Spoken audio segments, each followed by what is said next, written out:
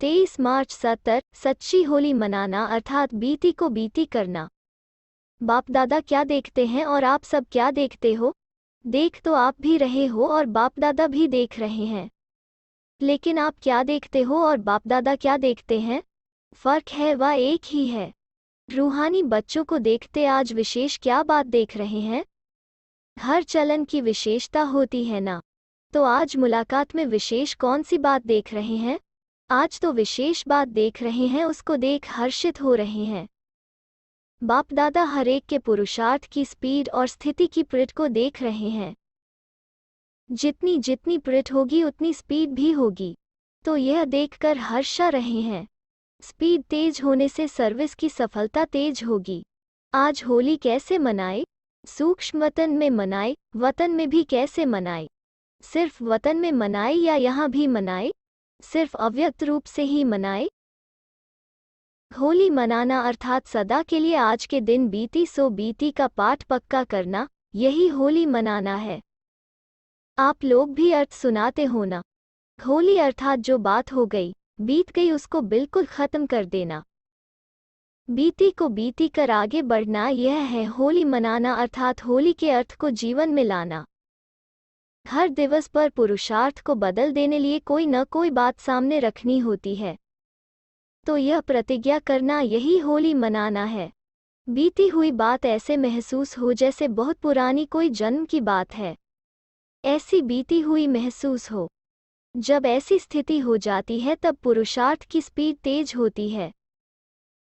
पुरुषार्थ के स्पीड को ढीला करने वाली मुख्य बात यह होती है, बीती हुई बात को चिंतन में लाना। अपनी बीती हुई बातें या दूसरों की बीती हुई बातों को चिंतन में लाना और चित्त में भी रखना। एक होता है चित्त में रखना, दूसरा होता है चिंतन में लाना। जो चित्त में भी न हो, चिंतन में भी न आए, तीसरा होता है वर्णन करना। तो आज के दिन बाप दादा होली मनाने के लिए आए हैं, होली मनाने लिए बुलाया है ना, तो इस रंग को पक्का लगाना, यही होली मनाना है। होली के दिन एक तो रंग लगाते हैं और दूसरा क्या करते हैं? एक दिन पहले जलाते हैं, दूसरे दिन मनाते हैं। जलाने के बाद मनाना है और मनाने में मिठाई खाते हैं। यहाँ आप कौन सी मिठाई खाएंगे? रंग तो बताया कौन सा लगाना है, अब मिठाई क्यों खाते हैं? जब यह रंग लग जाता है तो फिर मधुरता का गुण स्वतः ही आ जाता है। अपने व दूसरे की बीती को न देखने से सरलचित्त हो जाते हैं, और जो सरलचित्त बनता है उसका प्रत्यक्ष रूप में गुण क्या देखने में आता है? मधुरता। उनके नयनों से मधुरता, मुख से मधुरता और चलन से मधुरता प्रत्यक्ष रूप में देखने में आती हैं। तो इस रंग से मधुरता आती है, इसलिए मिठाई का नियम है। होली पर और क्या करते हैं? मंगल मिलन। मंगल मिलन का अर्थ क्या हुआ? यहाँ मंगल मिलन कैसे मनाएंगे? मधुरता आने बाद मंगल मिलन क्या होता है? संस्कारों का मिलन होता है। भिन्न भिन्न संस्कारों के कारण ही एक दो से दूर होते हैं, तो जब यह रंग लग जाता है, मधुरता आ जाती है, तो फिर कौन सा मिलन होता है? आप लोग सम्मेलन करके आए हो ना। बाप दादा ने यह जो भट्ठी बनाई है वो फिर संस्कार मिलन की बनाई है। जब संस्कार मिलन हो, यह सम्मेलन हो, तब उस सम्मेलन की प्रत्यक्षता देखने में आएगी। आप लोगों ने सम्मेलन किया और बाप दादा संस्कारों का मिलन कर रहे हैं, तो इस मिलन का यादगार यह मंगल मिलन है। बाप दादा का बच्चों से मिलन तो है ही, लेकिन आपस में सभी से बड़े ते बड़ा मिलन है संस्कारों का मिलना। जब यह संस्कार मिलन हो जाएगा तब जय जयकार होगी। देवियों का गायन है ना कि वो सभी को सिद्धि प्राप्त कराती हैं। कोई को भी रिद्धि सिद्धि प्राप्त करनी होती है तो किन्हों से प्राप्त करते हैं? रिद्धि सिद्धि प्राप्त कराने वाली कौन है? देवियाँ।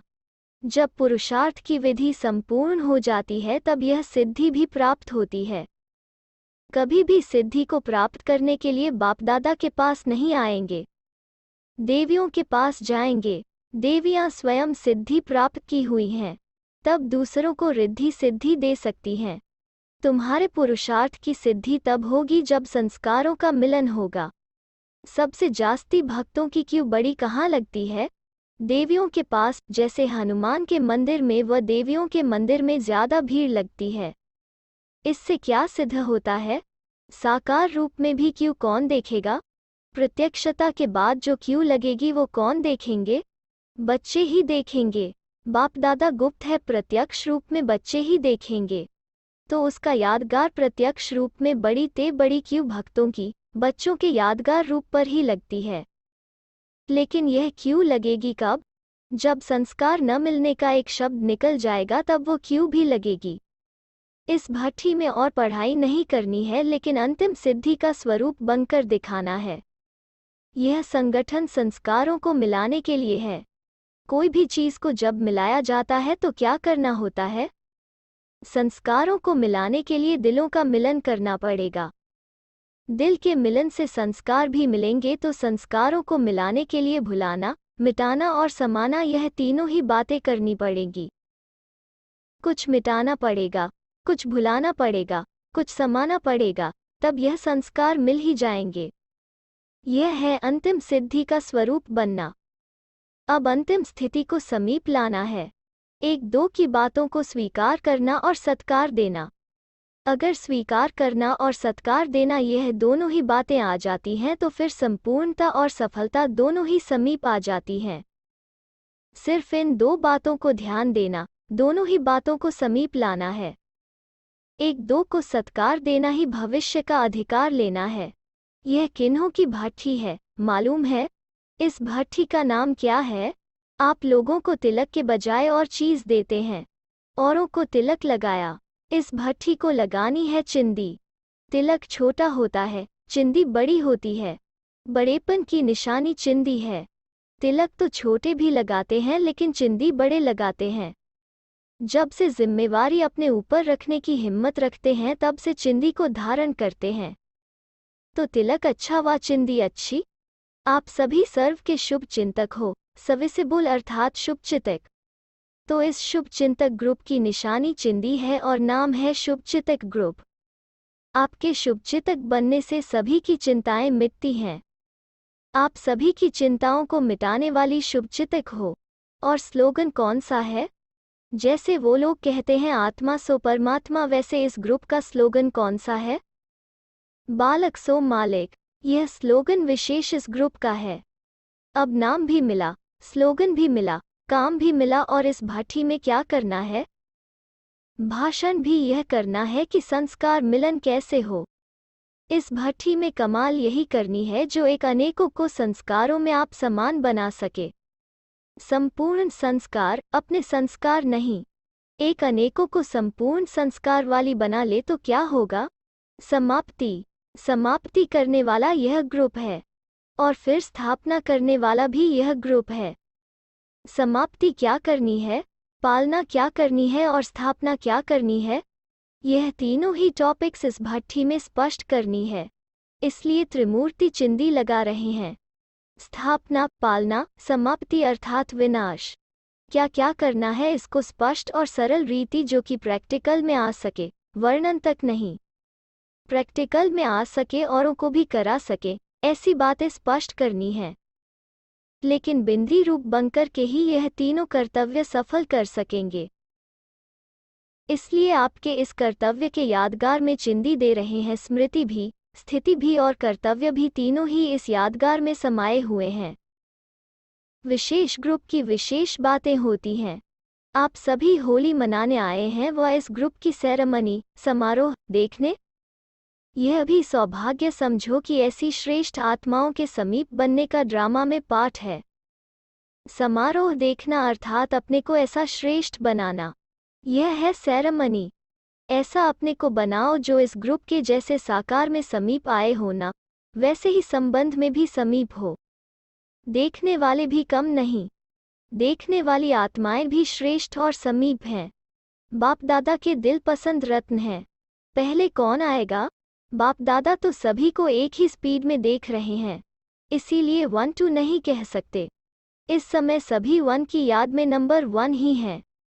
आप लोग भी जब प्रिट में और स्पीड में इस ग्रुप के समीप आएंगे तब फिर आपकी भी सेरेमनी होगी। फिर हर एक बड़ी बहनों को बाप दादा चिंदी लगाए रूह रूहान करते गए।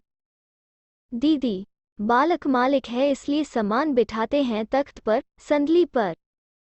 व्यक्त रूप में तो यह सेरेमनी कर रहे हैं, लेकिन अव्यक्त रूप में यह सेरेमनी होती है। बालक को मालिक बनाया, अब से तख्त नशीन बनाते हैं। साकार में थी दिल के तख्त नशीन, अब है सर्विस की तख्त नशीन और भविष्य में होंगी राज्य तख्त नशीन। संगम पर तख्त नशीन अभी बनते हैं। ड्रामा में जो पाठ नूंधा हुआ है वो कितना रहस्य युक्त है, इसको दिन प्रतिदिन स्पष्ट समझते जाएंगे। स्नेह से भी कर्तव्य कहाँ बंधन में बांधता है। जैसे स्नेह का बंधन है वैसे कर्तव्य का भी बंधन है, तो यह है कर्तव्य का बंधन।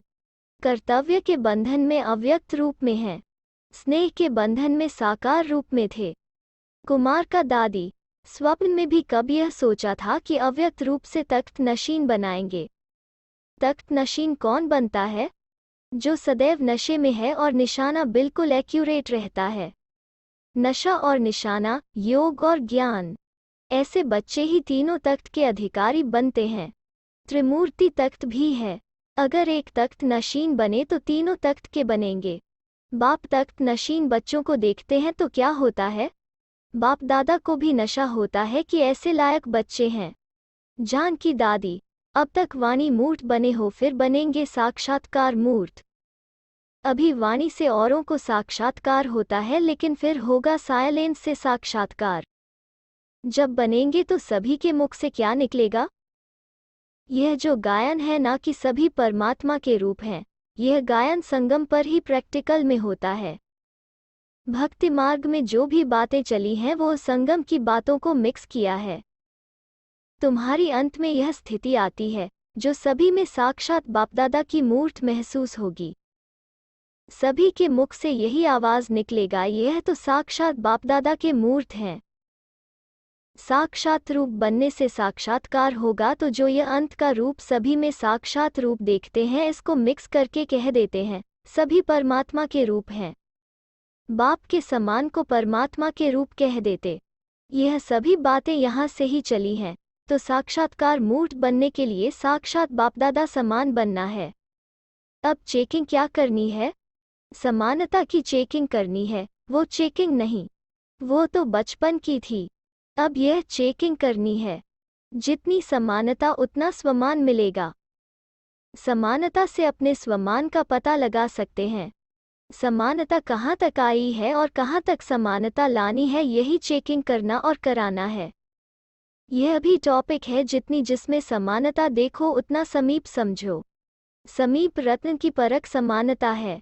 चंद्रमणि दादी, आप सूर्यमणि हो या चंद्रमणि हो? चंद्रमणियाँ जो होते हैं उनका निवास स्थान कहाँ और सूर्यमणियाँ जो होते हैं उनका निवास स्थान कहाँ होता है? आप कौन सी मणि हो? दोनों हैं, शक्ति रूप भी हैं और शीतल रूप भी हैं।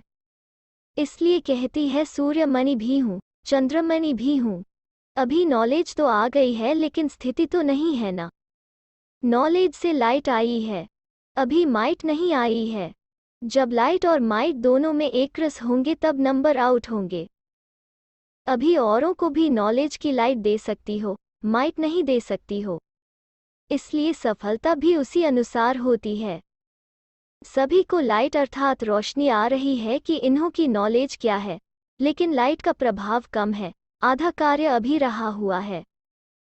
माइट देने में नंबर 1 यह बनेंगी। कोई का लाइट देने में नंबर आगे है, कोई का माइट देने में नंबर आगे है, कोई दोनों में है। 3 क्वालिटी हैं। जब बाप दादा चिंदी पहनाते थे तो सभी तालियां बजा रहे थे। सतयुग में बजेंगी शहनाइयां, अभी बजती हैं तालियां। निर्मल शांता दादी, तन के रोग पर विजय प्राप्त कर रही हो। संगम पर ताज, तिलक, तख्त और सुहाग का भाग्य सभी मिलते हैं। एक ही समय पर सर्व प्राप्तियां बाप दादा कराते हैं। जो एक जन्म की देन अनेक जन्म चलती है, वैसे बच्चों को फिर अनेक जन्मों के हिसाब किताब एक जन्म में चुतू करने हैं। यह एक जन्म का अनेक जन्म चलता है, वो अनेक जन्मों का एक जन्म में खत्म होता है, तो अनेक जन्मों का हिसाब किताब एक जन्म में खत्म करने के कारण कभी कभी वो फोर्स से रूप ले आता है। बाप दादा यह युद्ध देखते रहते हैं, आप भी देखती हो अपनी व दूसरों की। जब साक्षी हो देखने लग पड़ते तो यह व्याधि बदलकर खेल रूप में हो जाती है। बाप दादा साक्षी हो देखते भी हैं और उनका साहस देखकर हर्षित भी होते हैं और साथ साथ सहयोगी भी बनते हैं। थकती तो नहीं होना? नहीं, अथक बाप के बच्चे अथक और अविनाशी हो।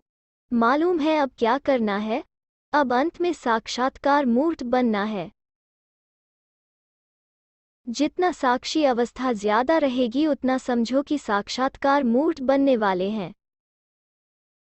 अब अंतिम पुरुषार्थ यह रह गया है, साक्षात्कार मूर्त बन बाप दादा का साक्षात्कार और अपना साक्षात्कार कराना है। शांतामणि दादी, श्रेष्ठता लाने के लिए मुख्य गुण कौन सा है?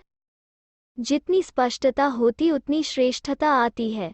जो स्पष्ट होता है वही सरल और श्रेष्ठ होता है। स्पष्टता श्रेष्ठता के नज़दीक है और जितनी स्पष्टता होती है उतनी सफलता भी होती है। सफलता फिर इतनी समीपता में लाती है। समीप रत्नों की निशानी किससे मालूम पड़ेगी? समानता से। बाप दादा के संस्कारों की समानता से समीपता का मालूम पड़ता है। तो समानता समीपता की निशानी है। आदि रतन हो, आदि सो अनादि।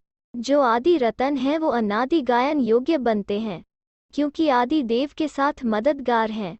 आदि रतन ही सृष्टि के कर्तव्य के आधार है। रतन मोहिनी दादी, स्नेही हो व सहयोगी हो, दोनों स्नेही और सहयोगी दोनों समान हैं। जितना जो स्नेही उतना सहयोगी बनता है। स्नेही सहयोग के सिवाय रह नहीं सकता। जितना स्नेही है उतना सहयोगी है, उतना ही शक्तिरूप भी है। जब स्नेह, सहयोग और शक्ति तीनों की समानता होती है तब समाप्ति होती है। इस समय डबल ताजधारी हो कि भविष्य में बनेंगे? संगम पर डबल ताजधारी हो। कौन सा डबल ताज है? एक है स्नेह का, दूसरा है सर्विस का। सर्विस का ताज है जिम्मेवारी का ताज। वो स्थूल और वो सूक्ष्म है ना। स्नेह का ताज सूक्ष्म है। जो जहां डबल ताजधारी बनते हैं वो वहां भी डबल ताजधारी बनते हैं। बाप दादा डबल ताज देते हैं। नंबरवार ताज तो होते हैं ना। यहाँ भी नंबरवार पुरुषार्थ अनुसार ताजधारी देखने में आएंगे। मनोहर दादी, जैसे साकार में जब अव्यक्त प्रोग्राम चलते थे तो श्रृंगार कर बैठते थे, आज वही श्रृंगार किए हुए चित्र देखते हैं। हरेक की विशेषता अपनी अपनी है जो विशेषता समीप लाती है। आपकी विशेषता क्या है? सर्व से स्नेही और सर्व के सहयोगी बनना, यह विशेषता है। जो सर्व के स्नेही बनते हैं सर्व से स्नेह भी उनको प्राप्त होता है। सर्व स्नेही भी कौन बनते हैं? जो सर्व त्यागी होते हैं। जो सर्व त्यागी होते हैं वही सर्व के स्नेही और सहयोगी बनते हैं। ऐसे श्रेष्ठ संकल्प वाले श्रेष्ठ पद के अधिकारी बनते हैं। संकल्प में भी सर्व के कल्याण की भावना हो, सिर्फ अपनी नहीं। ऐसे ही सर्व प्राप्तियों के अधिकारी बनते हैं। ऐसे को बापदादा तथा सभी से सत्कार मिलता है। सत्कार का अधिकार लेना यह भी बहुत बड़ी बात है। अच्छा, 26 मार्च 70